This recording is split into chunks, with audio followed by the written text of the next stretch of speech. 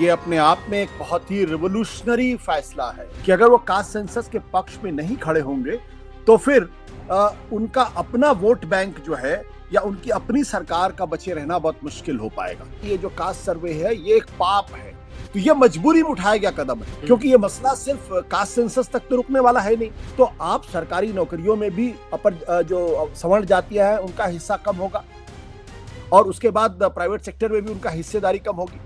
आदमी जब नाराज होता है, आक्रोशित होता है, तो ये नहीं सोचता कि वो कहां जाएगा। ये जो अपर कास्ट है आज की तारीख में बीजेपी से मोहभंग की स्थिति में जरूर होगा। आज नहीं कल उस डिमांड को मानना पड़ेगा। जाहिर सी बात है, जब संख्या का खेल होगा तो 70% को नाराज करना अफोर्ड नहीं कर सकती।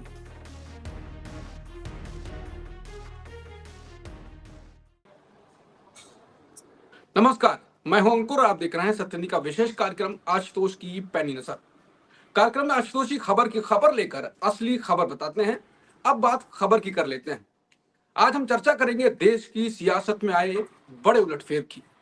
पीएम मोदी सरकार ने, बीजेपी सरकार ने एक ऐलान कर दिया है, जो कि बड़ा ऐलान कहा जा रहा है, जातिगत जनगणना को लेकर कि हम कराएंगे। जिसके बाद बीजेपी के नेता, बीजेपी के लोग ये कहने लगे कि विपक्ष का मुद्दा, राहुल गांधी का मुद्दा पीएम मोदी ने और बीजेपी ने छीन लिया है। ये बीजेपी का, पीएम मोदी का मास्टर स्ट्रोक है। लेकिन जो बीजेपी के समर्थक हैं, जो मोदी के समर्थक हैं, उन्होंने ये बात, उनको ये हजम नहीं हुई, उनको ये बात अच्छी नहीं लगी। उन्होंने कहा कि पीएम मोदी, विपक्ष ने जो कहा वो कर रहे हैं, और राहुल गांधी लगातार ये बात उठा रहे थे कि हम जातिगत जनगणना करवा के रहेंगे, और पीएम मोदी ने वही काम किया है। क्या उन्होंने ये तक कह दिया कि क्या कांग्रेस की बी टीम बीजेपी है, और उन्होंने ये भी कहा कि क्या राहुल गांधी सरकार चला रहे हैं, और कल को अगर राहुल गांधी कह देंगे कि 100% आरक्षण हमको चाहिए, देश की जनता को चाहिए, विपक्ष यही मांग कर रहा है, तो बीजेपी और मोदी सरकार ये कर देगी और कहेगी कि राहुल गांधी का मुद्दा हमने छीन लिया। क्या ये हमको बात अच्छी लगेगी? तो उनका जो कोर वोट बैंक है, सवर्ण क्लास है, वो आक्रोशित है, नाराज है। और इसके बाद एक सवाल उठ रहा है कि क्या वो नाराजगी बीजेपी को भारी पड़ सकती है? क्या उनका कोर वोट बैंक बीजेपी से छिटक सकता है? यही है सवाल, और इसी पे करेंगे चर्चा। हमारे साथ हैं आशुतोष जी, जो बताएंगे कि इस खबर की असली खबर क्या है। आशुतोष सर।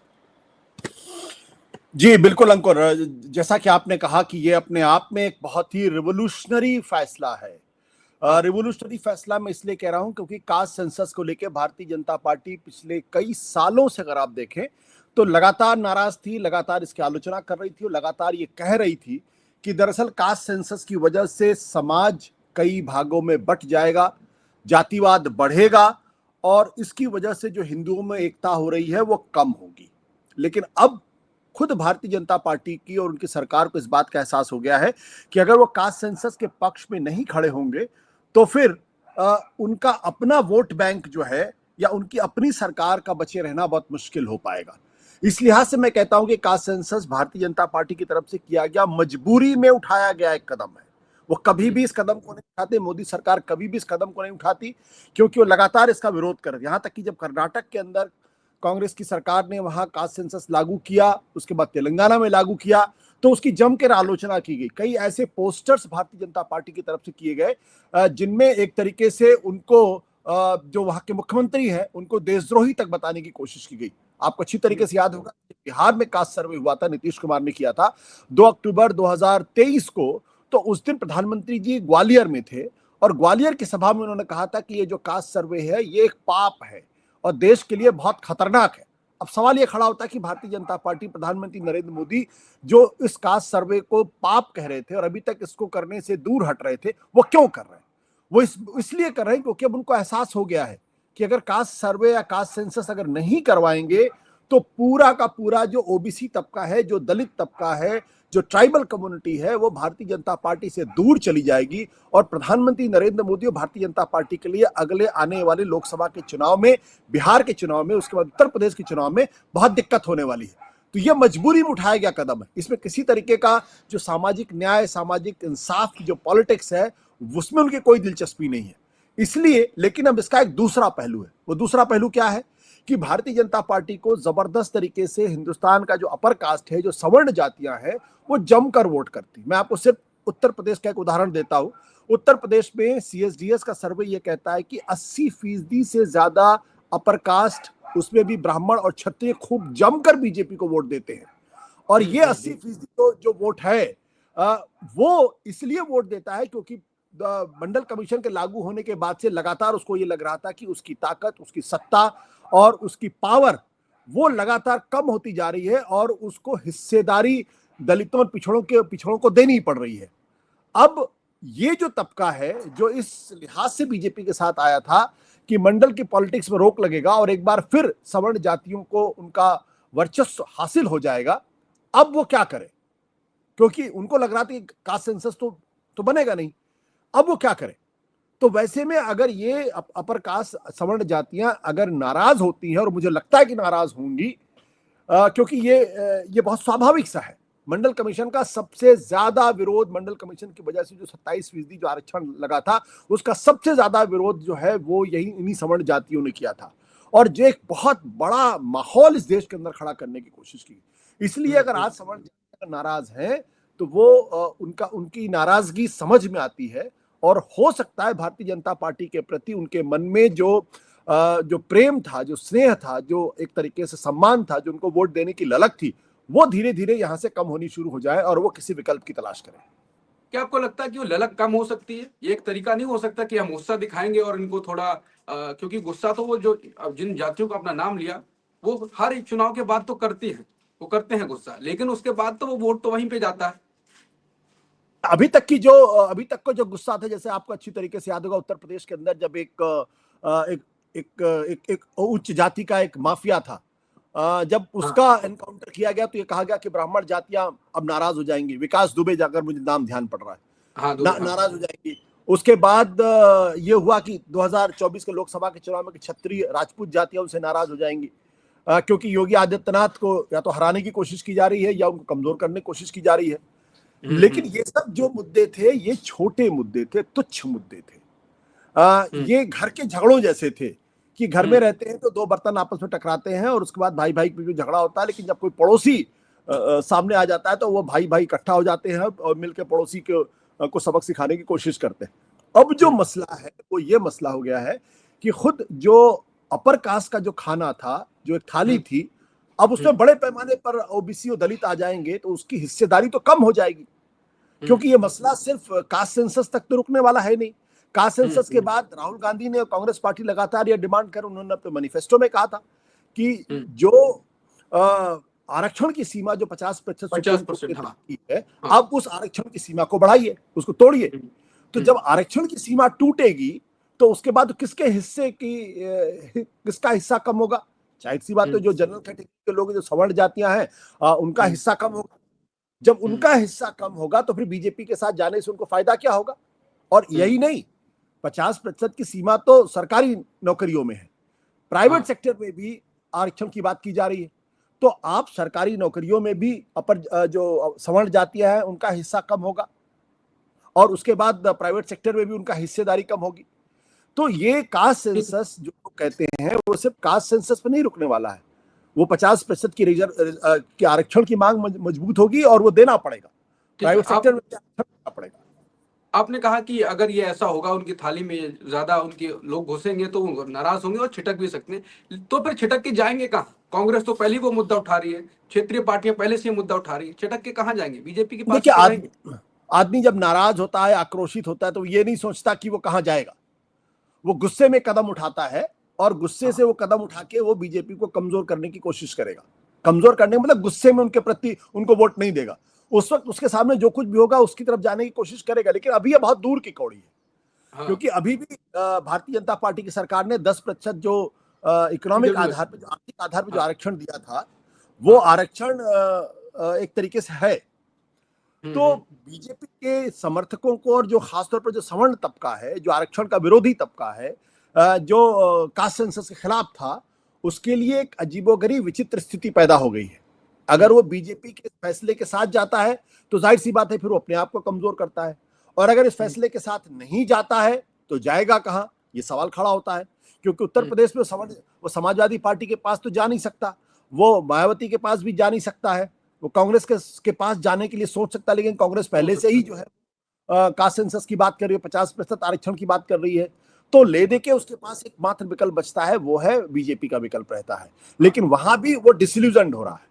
तो ये जो अपर कास्ट है आज की तारीख में बीजेपी से मोहभंग की स्थिति में जरूर होगा, लेकिन जाएगा कहां, ये लाख टके का सवाल है। तो हो सकता है वो कोई गुस्से में आके, नाराजगी में बीजेपी के खिलाफ वोट करने की सोचे। मैं भी कह रहा हूं वोट करेगा नहीं करेगा सोचे, लेकिन उसको ये भी सोचना पड़ेगा कि उसके पास विकल्प क्या है। बीजेपी समर्थित लोग, जैसे कि मैंने शुरुआत में भूमिका में ही कहा, कि वो ये कह रहे हैं कि तो राहुल गांधी ही मोदी सरकार चला रहे हैं। पहले जो ऐसे मुद्दे थे उन्होंने कहा कि किसान आंदोलन पर, फिर सीए एनआरसी पर आपने रोका रहा, ये बिल रोके रहे, और अब राहुल गांधी ने ये कहा तो आपने फिर ये ऐलान ही कर दिया। तो कुल मिला के राहुल गांधी ही बीजेपी सरकार चला रहे हैं। इससे क्या बीजेपी को नुकसान होगा? और अगर अगर राहुल गांधी ये कहें जैसे कि जातिगत जनगणना की उन्होंने बात कही, तो बीजेपी और मोदी सरकार ने उसको लेके आगे ऐलान कर दिया। अगर वो आरक्षण की मांग करें, जैसे कि बीजेपी के लोग ही कह रहे हैं कि अगर वो यहाँ तक की मांग करें तो क्या आप कर देंगे? और यहीं पे गुस्सा है।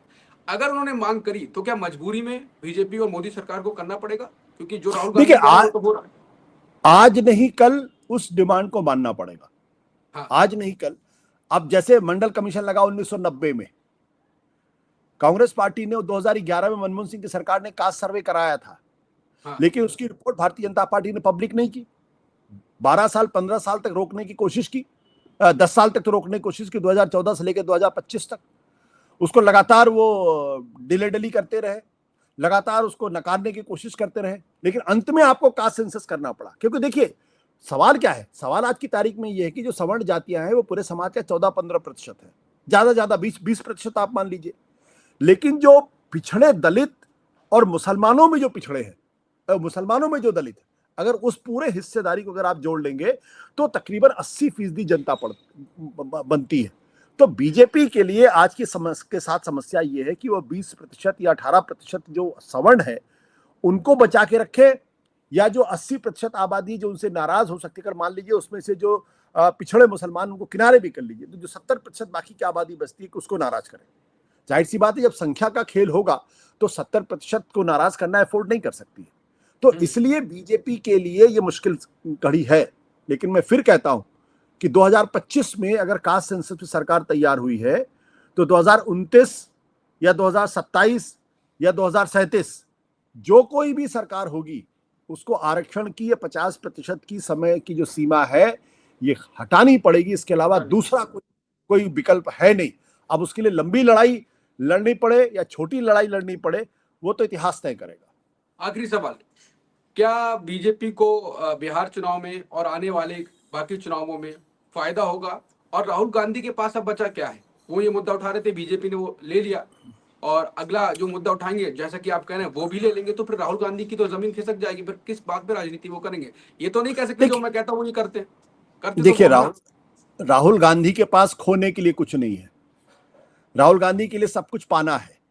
और इतनी बुरी स्थिति में भी आज की तारीख पे कांग्रेस पार्टी के पास 20% से ज्यादा वोट है। उनकी पूरी कोशिश ये थी कि अगर पिछड़ा तबका उनके साथ जुड़ जाएगा तो कांग्रेस पार्टी एक बार फिर केंद्र की सत्ता में आ जाएगी।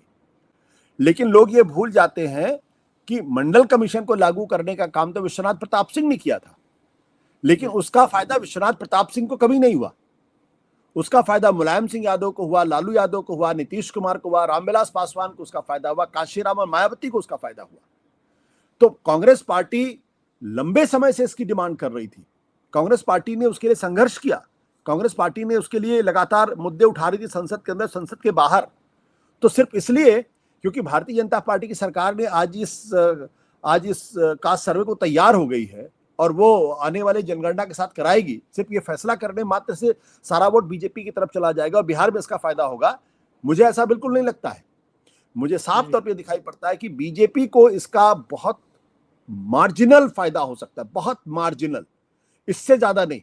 इससे जो फायदा होगा वो तेजस्वी यादव को होगा, इससे फायदा नीतीश कुमार को हो सकता है, इससे फायदा अखिलेश यादव को हो सकता है, और इससे फायदा कांग्रेस पार्टी को हो सकता है।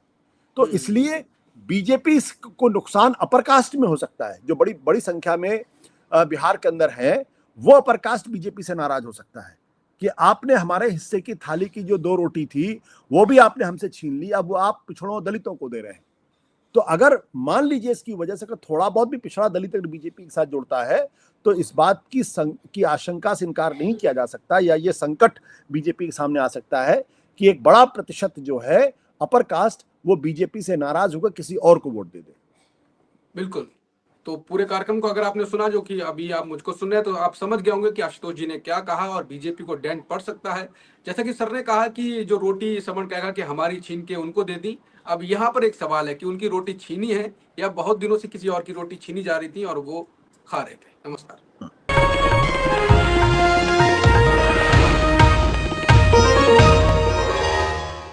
Copyright disclaimer under Section 107 of the Copyright Act 1976. Allowance is made for fair use for purposes such as criticism, comment, news reporting, scholarship, and research. Fair use is a use permitted by copyright statute that might otherwise be infringing.